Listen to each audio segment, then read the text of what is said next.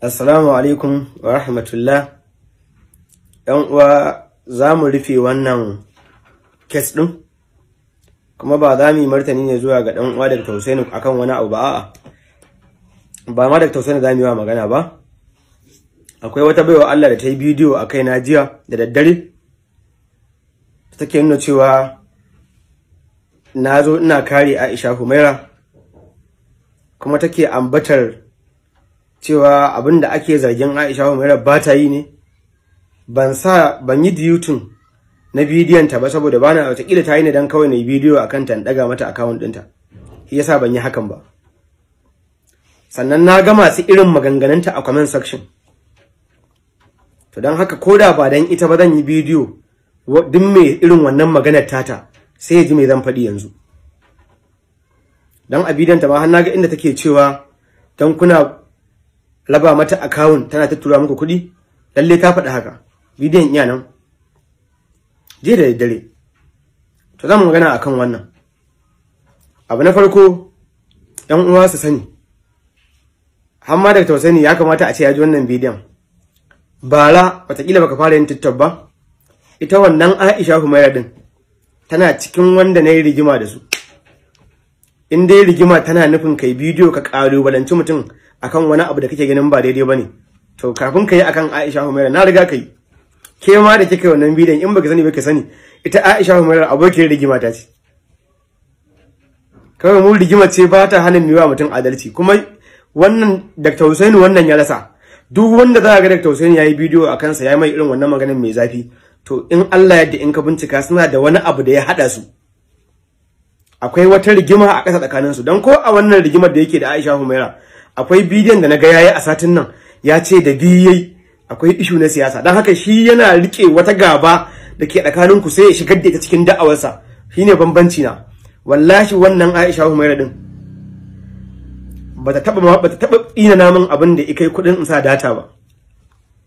Saboda haka yar uwa da zan ce Allah ya isa kasafin da kike cewa muna bada account ta tura mana kudi, duk tsawon lokaci ba zai mantar da ubangiji ba, za a yi mana hisabi da ke akan wannan, amma na yafe miki.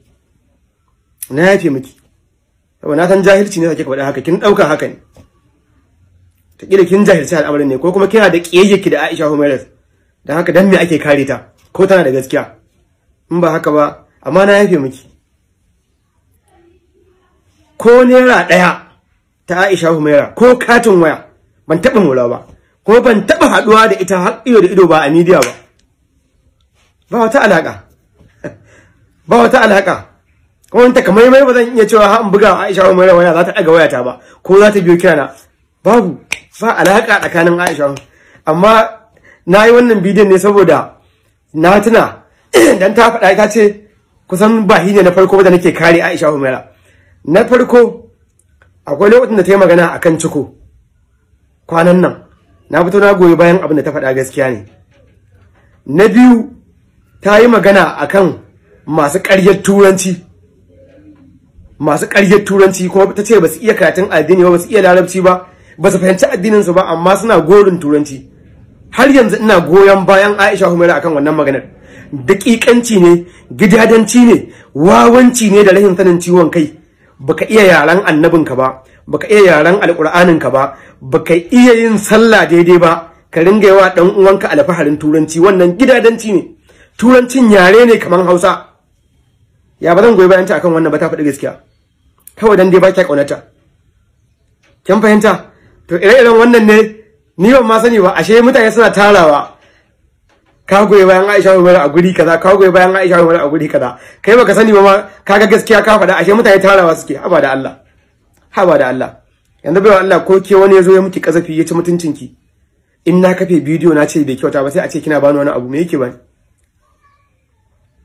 Ko a wannan abubuwan da yake faruwa da Dr. Hussaini, ana ga waɗanda suka yi bidiyo amma Aisha Humaira kana ta alaka, ko kuma ta kira ka ta yi godiya, ko ai girman kai ce ko kaza, wallahi tallahi akwai mansahin din mun ga wannan.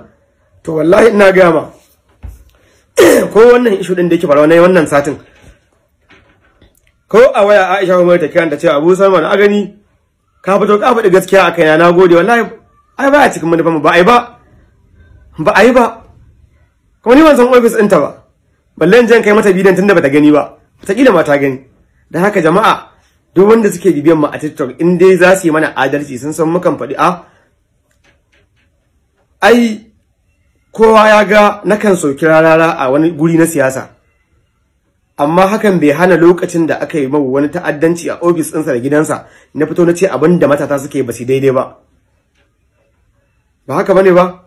Akwai bidiyo da ne akan rarara lokacin da ake ishu na ya zagi mahaifin wasu kwankwaso, ake zagin mahaifiyarsa. Akwai bidiyo da ne mai zafi akan rarara wanda na shigo da mahaifiyarsa ciki, amma daga baya bidiyon bai yi 24 hours ba na goge shi, saboda bidiyon iya cikin bidiyon da na yi da na sanin yin su, na yi da na sanin yin wannan bidiyon.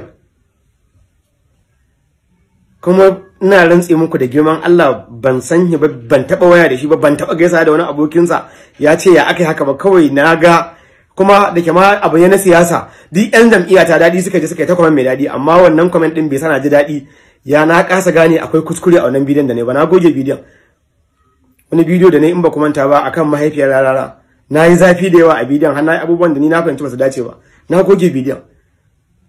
Wannan iya na cewa mai da alaka da rarara.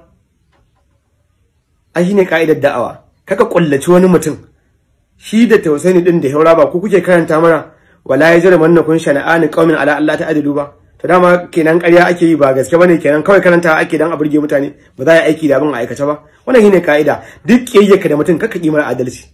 To wannan mu akan haka muke, wannan akan haka muke. Haka yan dariƙa akwai lokuta da yawa da muke musu adalci duk da muna da sabani da su. Wannan shine. Assalamu alaikum warahmatullahi.